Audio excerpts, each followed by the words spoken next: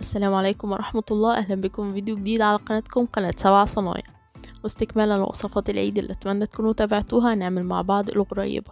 وصفة بسيطة جدا بس فيها مشاكل كتير. هنشوف النهاردة ازاي هنعملها بمنتهى السهولة ونتفادى كل المشاكل بتاعتها.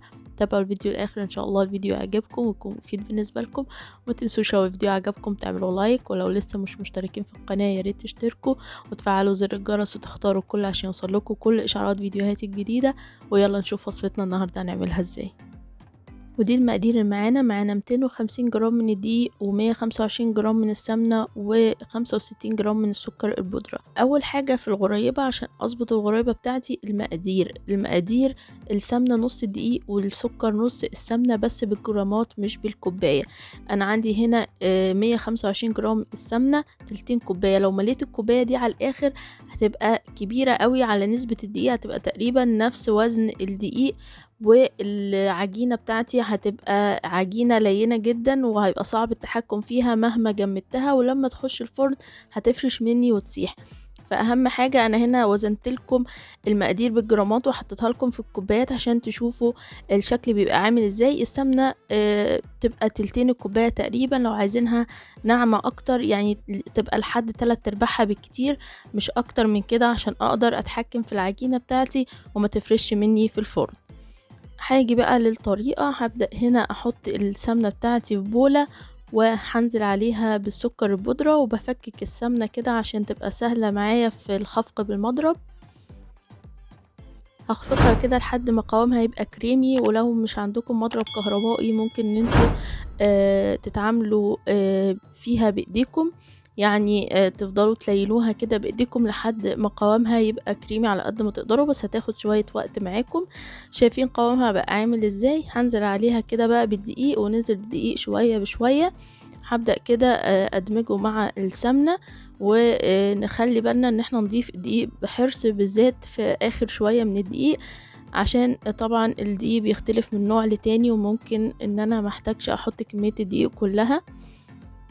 هبدأ كده ادمجها، وناخد بالنا ان عجينة الغريبة بتبقى مفرولة شوية، تاخد وقت مع بال ما تندمج، يعني ما استعجلش واضيف كمية سمنة تانية. طبعا ممكن ان احنا نضيف سمنة في الوقت ده برضو، ان احنا نرب السمنة كده بايدينا ونضيفها لو حسينا ان العجينة اخدت دقيق زيادة وان هي ناشفة او بتشقق مننا.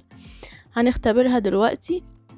زي ما انتم شايفين عجينة لمت معانا ازاي. هبدأ كده اخد قطعة منها واكورها بين ايدي، هلاقيها ما شقتش كده، تبقى العجينة معايا تمام، عجينة لينة وطرية وماسكة نفسها. انا هنا هشتغل بيها على طول، مش هدخلها التلاجة. العجينة دي لو دخلت التلاجة هتنشف مني لان هي عجينة متماسكة. هبدأ كده اكورها بين ايدي وارصها في الصاج. الصاج بتاعي مش مدهون اي مادة دهنية.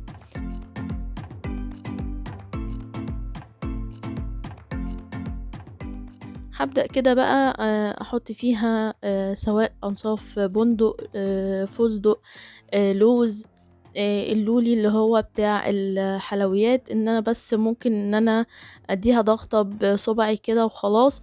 بدخلها التلاجة لمدة 10 دقايق لحد ما اسخن الفرن بتاعي على درجة حرارة 150 ل 160. بدخلها في الرف اللي في النص. الغريبة عامة بتقعد من 5 ل 10 دقايق على حسب حجم الغريبة، يعني الحجم ده تقريبا هياخد مني 6 أو 7 دقايق. طول ما هي في الفرن هحس ان هي لسه طرية وبتبصم في الايد، بس لما بتبرد بتمسك نفسها. زي ما انتم شايفين شكلها من تحت، لونها من تحت زي من فوق، ما بتاخدش لون خالص. بتسيبها بقى في الصاج لحد ما تبرد تماما، او يفضل لتاني يوم. زي ما انتم شايفين كده ما بتبصمش في ايدي. لو مسكتها وهي لسه طالعة من الفرن هتبقى بتبصم في ايدي وهتتبهدل مني، فيفضل ان احنا نسيبها في الصاج لحد ما تهدى تماما. زي ما انتم شايفين شكل الغريباية بتاعتي وناعمة ازاي، يعني بجد وصفة حلوة جدا. يا رب تكون عجبتكم. ومتنسوش لو الفيديو عجبكم تعملوا لايك وشير واشتراك في القناة وتفعيل زر الجرس واختيار الكل عشان يوصلكوا كل اشعارات فيديوهاتنا. والسلام عليكم ورحمة الله.